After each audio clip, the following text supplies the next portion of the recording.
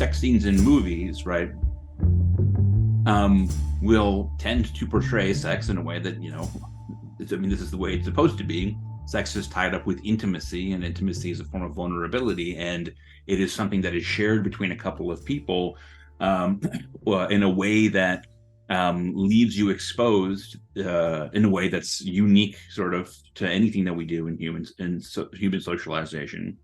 And that's like a vision of sex as a place where you necessarily leave your guard down, whereas the OnlyFans and the porn and whatever, that sex is a completely atomized and safe experience, right? It has no connection to your emotional life. It's something that you can satisfy your needs in a way that that doesn't require vulnerability, that doesn't require being socially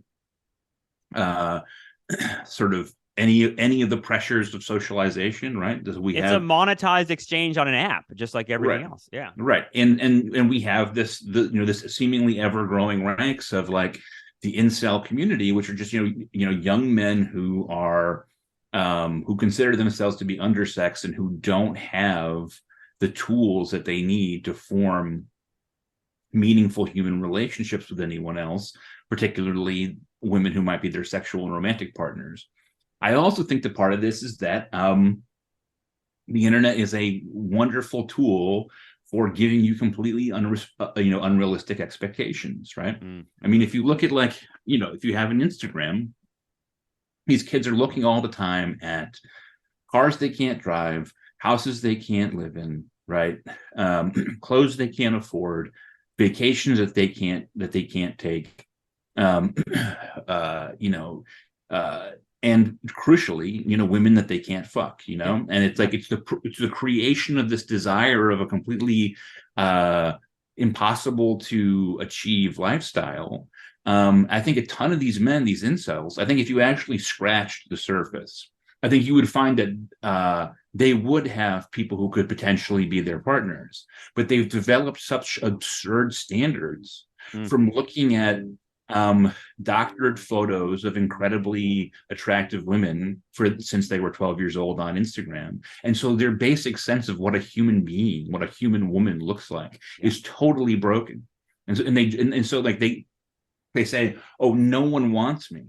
But their a sense of like who should be wanting them is a woman whose body is literally unachievable because there's Photoshop and filters and plastic surgery, etc. And curated by an algorithm, like specifically tailored for you. I mean, I think one of the key ideas that you bring up in this 90s piece, Freddie, is the idea of like the lack of mystery.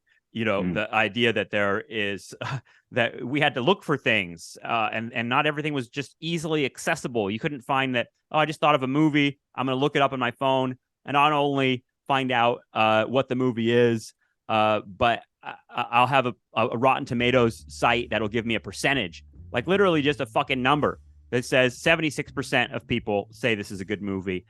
And it's just sort of like it just takes the wind out of everything to realize that, like, even when I just discovered a new band, there's fucking 5,000 other people have an opinion on it. They've already rebooted it and canceled it, etc. And it's just kind of boring. It just feels like I'm last in line to everything. And it eliminates that feeling of discovery. And sex is part of it, dude. Like the mystery, right? Like I'm talking about, like, I know people talk about this as like a joke, but this was real, that like finding porn in the woods, like just laying around, like, and I'm talking about magazines, was a real phenomenon. Like my brothers at some point, my brothers were the big curators in my family of this stuff, but because they were older, but they found, at some point, this pile of magazines, and it was like, oh, we finally get to see what this is like. And in other words, like, you're talking about like men who like can't have sex without like looking at porn or taking pills, which I see on apps all the time. I don't know if maybe the algorithm is selling to me specifically, but I'm getting a lot of those ads that are like pills, Viagra, Hims, all this kind of stuff that's like it's very much sold to young people. And it makes me wonder if the mystery element is part of the reason why a generation of men is like uninterested in sex in the way that we were. Yeah. When I was 10 years old, right before I started middle school, it was the year before I started middle school. In my class took a field trip to